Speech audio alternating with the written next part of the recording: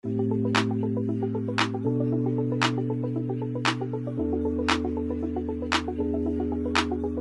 happening, chaps? Welcome to the fourth episode of Chaps Chat with me, Dom. And me, Ollie. So yeah, it's good to get the fourth episode started off, and this is one that's obviously really close to home, and one that's going to be, I think, very meaningful for people to hear our perspectives on as well. So this episode, we're going to be focusing on grief. One of the main reasons, obviously, outside of our own experiences that we're focusing on this, I think, is just due to that statistic that we found out from our Instagram followers, and it was quite, I guess for me, surprising. But the statistic itself was 78% of people that follow our Instagram have experienced a loss and not really known how to handle it, which, to be honest with you, is quite surprising in terms of the number of people, but in terms of the issue itself, it's not really surprising people feel like that at all. But yeah, what do you think about that statistic, Ollie? Yeah, I mean, of course, it is shocking in terms of the high numbers. Whenever we do these polls, we always are getting high numbers back. But this one in particular, for myself, because I've experienced death on a number of occasions, it's not so surprising for me. But of course, it can be surprising for someone who's not in the same boat as I am. Sure. But yeah, either way, it's a massive thing. Death as a whole is a very grey area. There's nothing out there to teach you on how to deal with it. There's no textbook, there's no rules.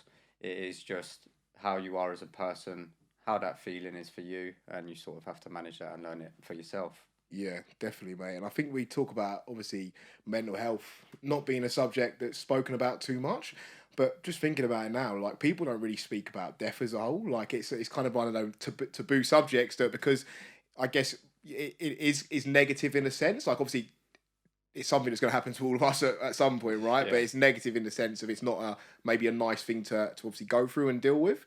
But yeah, I couldn't tell you any time that someone's kind of been open and had a conversation about that with me. And I think it obviously starts from when we're little. I mean, I think for a lot of people, maybe the first thing they experience passing away could be like a family pet or something close to home like that. Obviously, I would hope it's more that than actual family members, obviously, in the first sense. But goldfish, maybe. Yeah. Oh, good old Sparky. That was my one. But yeah, I think that in a sense can sometimes not prepare you, but I guess people kind of feel like that can give children or anyone the first, I guess, little small experience of death as a whole. Yeah. But I personally remember the first person who passed away in my family, and it's like, and you don't know what to feel, but it's like you just think like, do I feel as bad as I should be, like, or who can I really talk to about how I feel about this? And it's like, and at that point, are they going to be open about that? Because obviously, if you it's probably going to be a family member that's going through a similar thing to you to talk about, and it's, as we said, not traditionally something that's out there. So I mean, I don't know, like, what your, I guess, initial first experiences were like in that area. Yeah, for me, and this is one that's relatable to us, was someone that we both knew, and this one really was an impact. And that would have been Tony, who passed away. Yeah. Tony was a very big character and someone who brought a lot of life to life. Yeah. And we both knew. I think we was 16 around that time. And Tony was quite close with my brother, with my family and things. So, you know, for me, that was a big shock to the system. That was the first time I experienced someone, you know, out the blue, who had passed at a young age. Yeah. So that was a big impact for me. How was that for you? Yeah, I mean, it obviously was not a good situation in sense of, like, we both knew him. From my standpoint, I probably only knew Tony for about 6 months, but obviously we were good friends in that time. I was actually with him the day before whatever played out. Yeah. And it's like, just what sings true for me from that situation is I would have never thought that maybe he was feeling any types of ways. But for me, it was, I'll be honest, it was quite similar to, like, maybe my first experience. It's like, sometimes I just feel like in that situation, I don't really know how to feel. And it's like, I just feel like, should I be feeling worse than I am, even though I'm not feeling great? But it's just, I think for me, I find it a very confusing situation to be in. But yeah, especially at that age, we were still quite young as well. And obviously he was too. So that makes the situation quite challenging as a whole. Obviously, if it's one thing losing to someone of old age, but when someone's young as well, it's obviously a bit of a different situation. So it just left me a bit confused. And I think sometimes these things may stick with us for a long time and kind of left like some. I know for certain family members I've lost, maybe I've never really dealt with that in a sense of like thought on the subject as a whole Yeah. and felt like what do I actually think about this. So yeah, I think the best word for me is probably just confusing, to be Confused, honest. yeah, and that's right as well, because like as I said before, there's no rules on it. There's nothing in place to tell you, right, this is what you're gonna go through. It's grief, Yeah. essentially.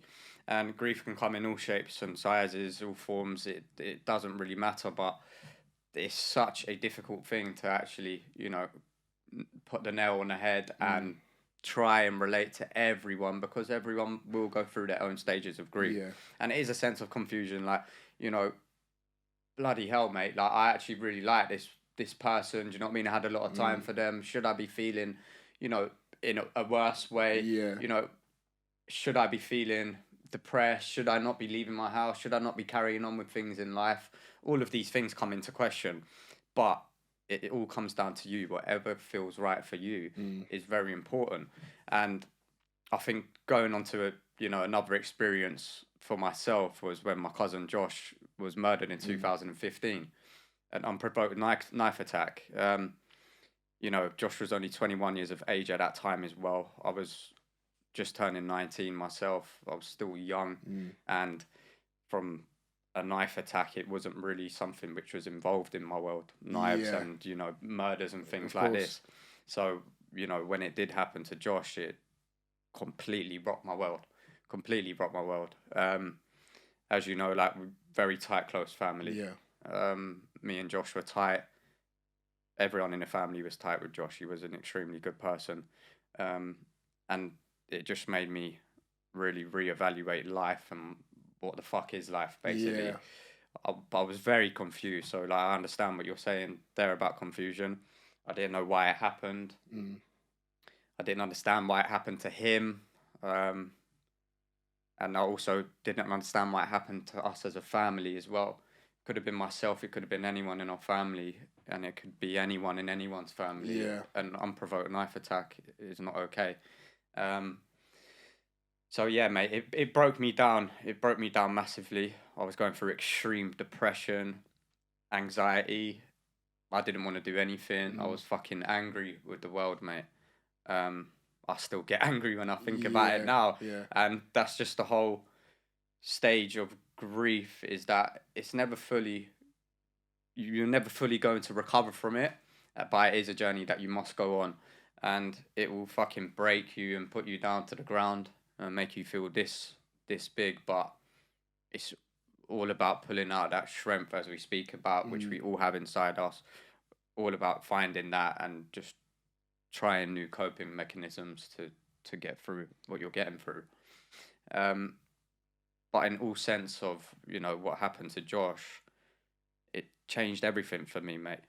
My whole world got flipped upside down, and I become a person I never thought I was going to be. And it's very scary that can happen. Yeah. And literally change everything for you. Yeah, it's obviously that situation is obviously something that we hope that obviously no one ever has to go through. Yeah. But in a situation like that, that's so life changing and so impactful emotionally that no one could sit and say kind of that's how I would be in that situation, or kind of have an understand that to any extent if they haven't been through that, because like that's something, like you said, it's not, that wasn't your world of any of you like that you're meant to be in. So that situation shouldn't have happened. Yeah. So to obviously how you're going to be and feel emotion in that situation probably has you probably don't have any control over that for a certain sense. It's like, but to be fair, like I can just how you like the control you have in that in yourself sense now, like in as a whole in terms of emotions, and obviously related to that as well, just shows I think the strength of mind that yourself and your family and people who deal with these types of situations actually have, because to kind of recover off the back of that and move forward is a massive achievement in itself. But I would just think anyone is probably going to go through a period of their life after that might not be the greatest, but I think the main thing is here, and the positive to take from your situation with that is that you have you got to a point where you identified maybe that off the back of certain things you weren't the person that maybe you are in a sense, or that you felt like you should be at that time, and made choices in your life to try and change that, because that's a situation that maybe, and a lot of people are put in situations like that where it's not their fault, it's not them who should have been put in there, but at the end of the day it's them who have to deal with it. So, and I think like the way that you've done that and the fact that you have should be a really positive light to other people, just to show even in the worst of the situations in the world like that, there is a light on the horizon, which I know is something I've said quite a few times throughout the podcast, but I think that's the mentality that will take you back to a positive place after maybe experiencing something like that. From my perspective on the outside, obviously for me, I was obviously good friends with Josh, and it was a terrible thing for me, but at the same time, obviously for the family and yourself, it's a different thing. So, but I think that's really something that was obviously positive in taking you back to a place to be positive as a whole. 100%, and like what you said there, of course, you was close with Josh as well, so it's such a difficult situation because we're all a group of friends, and me and Josh, we're cousins, but other people had their own relationships with Josh as well, and that's something that I'm quite thankful of, that I was able to recognize from the get-go. And it was never a thing about he's my cousin, I feel like this. I've always took that into account, that people are going to feel a certain way about it, and I could tell that everyone around me was hurting. It's not nice, obviously, to see everyone hurting, but fucking hell, what'd you do in that situation? Turning it into the positives is an extremely hard thing to do, but it's something that must happen. It's something that must happen for you to get through your journey of grief. It could take years, it could take weeks, months, whatever it is, but it's got to happen at some point, because you physically can't go on living your life destructive of this situation or this scenario that has happened to you, because for one, that person would not want you to live your life like that, and for two, you still have your life ahead of you. Now that can also come across as a selfish thing, but your mental health is extremely important for yourself. No one else can, look inside your head at these times and know what's going on. You've really got to evaluate things and process them in the way that you feel best. And some things for me was, my auntie started a charity in Josh's name called the Josh Hanson Trust, who supports victims of knife crimes, helps their families, gets in touch with young people to try to put them on the right path when they have been involved in crime or they're known to the police. So, Tracy started that and built that, and that was a coping mechanism for her, because how do you try and feel the same when someone has lost their baby, essentially? Do you know what I mean? Or their child. So, it's extremely hard, but, massively proud of her and the family for doing that. And by doing that, Tracy was, creating all these events, which we go to a lot, all these football tournaments, Memorial Days, all of these things, a lot of walks, cycling events. And these are things that help you get through it, because you're surrounded by people who have been impacted by the death of Josh, and everyone's feeling the same sort of way, but everyone's here for a good cause. Do you get me? So things like that really helped. To anyone who has experienced a loss of knife crime or anything to do with violence, then make sure you reach out to the Josh Hanson Trust, and they will be able to point you in the right direction and give you further help to support you and your family. If it is something that is not even to do with knife crime or to do with violence, it is really good to reach out to charities, because there's so many who support all different causes of death, and they can provide you with that extra support. They can provide you with that help. It's a really hard thing to go through alone, grief. So I can, and it's like, it comes back to that thing where with any types of mental health, is difficult to go through alone as well.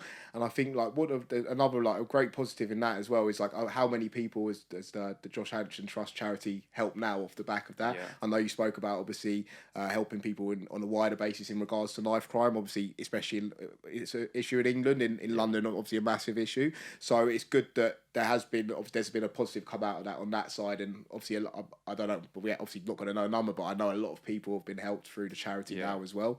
But you're right, it's good to be around people in that situation who are feeling similar things to yourself, because it's more like of a support network as well. And what is it they say, like a problem half is a problem shared, or is it the other way around? I'm not good with these quotes, am I, mate? I always get it wrong or say it the other wrong way around, but I think everyone would know what I mean by that. But that's it. And it's like, sometimes it's just taking that first step to share it with someone else, which obviously comes back to obviously like our mission and why we're doing this as well. But like, I can only say it's only ever been a benefit for me to share my problems with people as well. And definitely I can imagine in a situation with grief, where it's obviously probably one of the toughest emotions that people will face in their life as well. Yeah, it has, and it's extremely important because it's, as I say, it happened to us when we was young. That was 2 deaths already. By the age of 19 for both of us,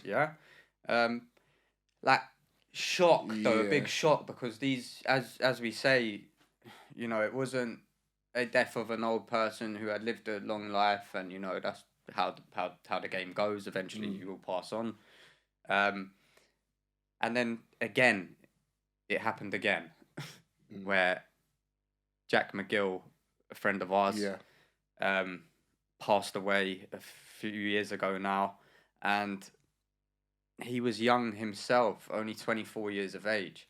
So the age gap between all these deaths has been 3 years. So it's like every 3 years, someone has passed away since being a young man, and it's like, what the fuck is going on here, mate? Sometimes I just think, and it's like, because obviously I'm sure on either side, there's outside of people we both knew, there's probably people for the both of us that we might have lost outside of that as well. And it's like, sometimes, even to today, sometimes I generally sit there and think, and I was like, fuck, like how many, and it's like, you never like, and it's like, you walk through life, and especially as a young person, you don't think, oh, this could happen. You just don't live life like that. Like, this could happen the next day. But it's like, it just comes back to that thing of like, why we have to be so fortunate and have so much gratitude for what we have in front of us. And like, things like this, I think definitely shift the mindset, in the sense of like, sometimes like, I need to make the most of what I have and make the most of life, because you never know what could happen. And I think like experiences like that and losing someone at a young age has really drilled, I know for me, really drilled that into me.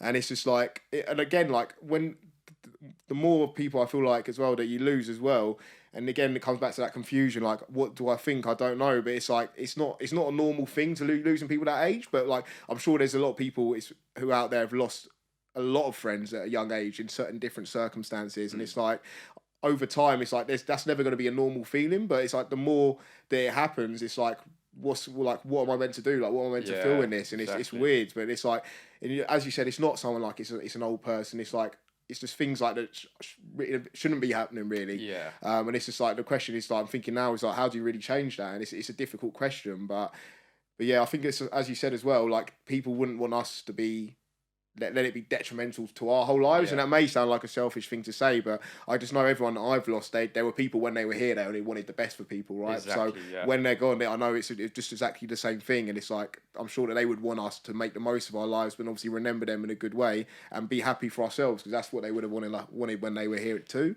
That obviously doesn't make the situation easier as well, but yeah, it doesn't. But like, as you say there, let's talk about the characters of these young people who have passed. Tony, Josh, and Jack, massive characters, funny people. Have got too many memories. I've got a lot of good memories with them all. And they're the sort of people that would not want to see you sitting around moping around, like, because they did want the best for you and they did want to see you succeed. And it's just a shame that you can't be on that journey with them. But for me, it's a massive thing that I do believe in. To an extent of spirituality. That these people are beside us in terms, and they are looking at our journeys, and they are helping other angels to point us in the right direction.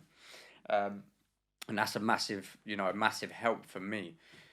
Hasn't got to be for everyone. Some people look at things, once you're dead, that's it. There's nothing after that. But that's completely up to you. And there's no forcing on that. That's fair enough. But you have to have faith in these situations that things will get better. And that's why it's so crucial and important for me to remember the memories that I had with these lads, to be able to push me through and be grateful, because life is fucking short. Yeah. And I've had some good times at 26 years of age, For true. and some mad times. Yeah. We both have, innit? Some mad Good ones. mad times, I Yeah, reckon. good mad times. them Yeah, ones. yeah. But yeah, I know what you mean, because it always seems like it is the characters, mate. To Yeah. be honest with you, like in my experience, it always is the characters, which I think it's like it just hurts to lose anyone. But it's just like when someone's a big character, it's almost like there's such a big gap left in, like, do you know what I mean? There's never going to be any. We're all individual, but there's never going to be anyone else like these people. Yeah. And it's just like. It's just something, I think, coming to terms that sometimes those things you've enjoyed and experienced with them, you don't get to experience new versions of that. But that's why it comes back to the important bit you said. It's like, that's why we need to cherish the old memories that we have. And I feel, I'll be honest, like, obviously everyone feels different. Like, I'm quite a spiritual person to a sense, and I feel the same with you in that respect, that, like, they are still around us, everyone's here. And it's like, to be on that situation, it's like, I think for people, it's like whatever makes you feel, whatever feels right for you, and whatever makes you feel good or more positive around the situation is the right thing. Yes. But yeah, definitely, it's always a struggle to deal with. But I mean, in terms of, like, for us moving forward as well, I think the memories and stuff are the main thing that kind of gives us the strength to do that. Yeah. Because there's going to be times where we think about people that have gone, it's like that we feel bad about it, but it's like, to take ourselves to that positive place, we just have to realise, number one, like, in a sense, we were lucky to have the time with them that we did as well. Yeah. Even though that's quite, I say that, and that's kind of, part of my mind thinks like, well, shouldn't we got to have more time? But it's a bit of a difficult, I guess, mindset to have on that one. But just remembering them as they will us at this point as well. Yeah, it is. And like, no, you're right there, because, okay, look, in the grand scheme of things, yes, they should have lived a longer life, and they should have experienced things in life which a normal person who, you know, lives a normal life does. In terms of potentially marriage, kids, all of these things, yeah? But you can't look at it like that, because that's not the reality anymore, yeah? And that's really tough to get to grips on, but you will get to grips on that further down your journey in grief. And once you do, it is about being thankful for having all that time spent with these people, because as we say, like, you don't know when it's your time to pass. And you got to think of, like, how other people, you would want them to look at your time spent together if it was you that passed, you know? And that's how I would want everyone to look at it. Do you know what? At least I had some good fucking times with him, mate. Do you know what I mean? Yeah, like, definitely. Yeah, he's one that, like, you know, I can reminisce on and make me feel better when I'm feeling down, because, you know, he was a good character. All these things, mate. So, yeah, as you know, as we're saying, like, the journey on grief is an absolute mad one. It will make you feel to your lowest point in life, make you feel like life's not worth it, make you feel, you know, depressed, sad, angry, all of these things. But you have to give it time, and you have to allow these emotions to come through. Yeah. If you block these emotions out, they will only come back to bite you on the arse further down the line. That's it. And I'm telling you that, and that's only from experience. Definitely. And you just won't be able to process it better. You won't be able to move forward in your life, and you just won't ever have that sense of happiness ever back in your life as well. Yeah. So it's crucial you feel the emotions and go through them. Listen, if you need to have a cry about it, you can do that. Yeah. You ain't got to pull it up and let everyone see that. You can do these things privately, and that's just you getting to grips with your emotions and sharing that emotion with this person who you loved. Yeah, no, definitely, mate. And it's like, and just to say as well, like, it's like, it's okay to cry. Like, it's an emotion. I would say it's probably more of a more detrimental thing if you felt like that to not do it as well. To not, because, like, we have to be in touch with our emotions as we can, and sometimes that can be a learning journey in itself, because it's like, it's not easy. I know, obviously, there was a point in time, me and you obviously very open on here. There's a point in time that neither of us were like that, or would have been able to have those types of conversations. So it's also thinking of that as well. But, like, in terms of, like, just one question as well, I just off the back of something you said, it's like just thinking about how you'd want people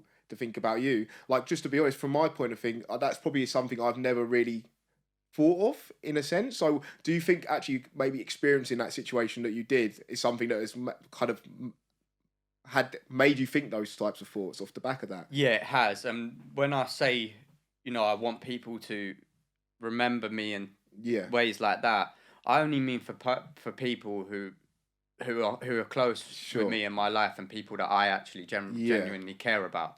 One big thing that I've learned since the deaths of my friends is that I don't give a shit anymore about trying to please people and trying to do the most for people who don't give you any energy back or don't give you anything back, because as we say, life is too short, and I'm not here to do that. I'm here to be myself. I'm here to enjoy life as much as I can, and in the respect of that, people who are your people will love seeing you like that. Yeah. Do you know what I mean? And not want you to change and not want you to do all these out of the ordinary things to try and impress or to try to do things like that. And I think that's a message for everyone, which can extremely help in your happiness in all aspects of mental illness. It doesn't have to be about grief, depression, anxiety, everything. It just be you and focus on you. Don't worry about what other people have to say. Just crack on with your life. Do the best that you can, and just be around good people, people who actually understand you, people who you want to be around as well, and people who make you feel good about things. There's a lot of positivity that you can get out of people. Definitely. For instance, our friendship, mate. Yeah. It's very positive. We're always talking about good things, having a laugh, and that's what life should be like. 100%. And when shit does get real and shit gets a bit deep, then I know that I can confide in you, and I know that you're going to be there because you're my pal. Yeah. Do you get me? That's it.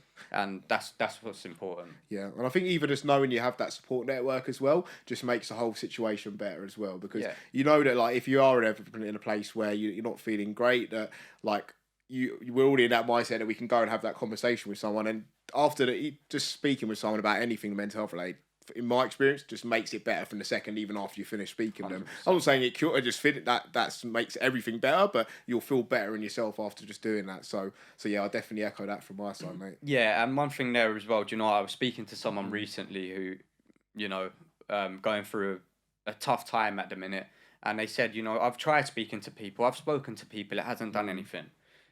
Now that is a hard one to hear, yeah, because it's like, right, now do you think of another option, another possible path to give them? Okay, they've tried talking, it doesn't help. No, because for me, I really believe in the talking side of things, yeah? And we both do, that's why we're doing this. 100%. And we understand the benefits from it. Because you're talking to maybe one or two people about this, and they can't really understand it, they're not really trying to get to grips with what you're saying, does not mean that someone else won't. Yeah, and that was my advice to them, is that maybe these people just, aren't familiar with having these conversations, aren't comfortable with having these conversations, so they don't know where to point you and how to advise you on what to do.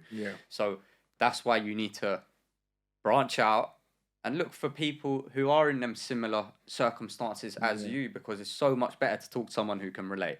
100%. And as we said before in previous episodes, there's like-minded groups who deal with certain mental health issues, who go through certain mental health issues, and it's just about plucking up that courage and just actually getting out there. Step, Exactly. It's a difficult one, and it's like, obviously, it's like before you've done something like that, it's like, how do you go about it? Like, it's a lot of different thoughts to go through your mind even before, if you get yourself to a mindset where you're like, I know I need to do this and I'm going to do it. Then come the questions like, who do I speak to, this and that, what do I actually say, and these things here. So I think that brings us on to kind of the next episode we're going to do, is obviously around kind of talking about our issues to friends or family, and also on the flip side of that, actually maybe seeing someone who is your friend or family member who you feel like is going through these issues, and how maybe you could approach speaking to them about it, which I think will be really useful for people on both sides. So yeah, we'll delve into that subject on the next episode. So just before we finish up for this one, we obviously go back for the quote of the day. So I like this one. This quote, this one was picked by Ollie for today's one. So I think it really does speak volumes about the subject we've been speaking about as well. So the quote is, "To live in those hearts we leave behind is to not die." So that's, to live in those hearts we leave behind is to not die. So when you hear that, well, I know obviously, as I said, it's one you picked out, so I know it has a lot of meaning to you. So what was it that actually drew you to this particular quote? Right, this particular quote is from a song, Meek Mill and Young Thug. It's called Weeble, and it's about people who they've lost in their lives. Now, I like it for one reason. Obviously, you know, these celebrities, these singers, these rappers are caked up, got a lot of dough. Yeah. Everything seems gravy. But again, when you lose people, it doesn't matter who you are, what you are, how financially stable you are, how big you are. It's still going to impact you because everyone still has friends, family, people they love. 100%. So for this quote, to live in those hearts is not to die, means that it doesn't matter when that person has passed or if it's yourself, that will eventually pass. The people you love when you are alive and the people that loved you when they were alive, that will never ever go. And that is something to remember moving forward. And that can give you a lot of, you know, gratitude towards the situation and a lot of hope that your relationship with that person was worthy and no one can ever take that away. Yeah. So that's why that's a massive one for me. 100%, because the way I feel is like I feel like for either side of that, for someone that's passed on or us being the person here, it's both the same for both of us. So they still remember everything that in their own way, let's say, and we do as well. So and obviously, like we just said, like we can't take memories and you can't take love from people. So that's just got to keep in mind. And I think people forget obviously that this is on a more personal level, that we obviously remember the people that have been meaningful for us. But we are all we're all here together, right? We're all connected. And I think sometimes people can look over that in a sense, right? So yeah, just even though just keep the thoughts that you're feeling about people that are here and people that have gone positive and kind of hold on to them, because to an extent sometimes that's what gives us the best memories, is thinking about those feelings of love that we had for these people, man. So that's what I took from the quote anyway, but definitely a deep one, that quote. And I think this has definitely been I think hopefully a very valuable episode for people to watch, just because I know it must have been quite a difficult one for you to speak about. And but I feel good, you know. Yeah. Again, this is the whole thing about speaking, mate. It makes you feel better. 100%. And do you know what? It's actually mad because recently I have been feeling a bit shit about it all. But yeah, so it's been good, mate, as always. Yeah, definitely, mate. But yeah, that brings us to the end of episode 4. So yeah, thanks for having us, chaps, and yeah, we'll see you next week. See you later, chaps. Sweet.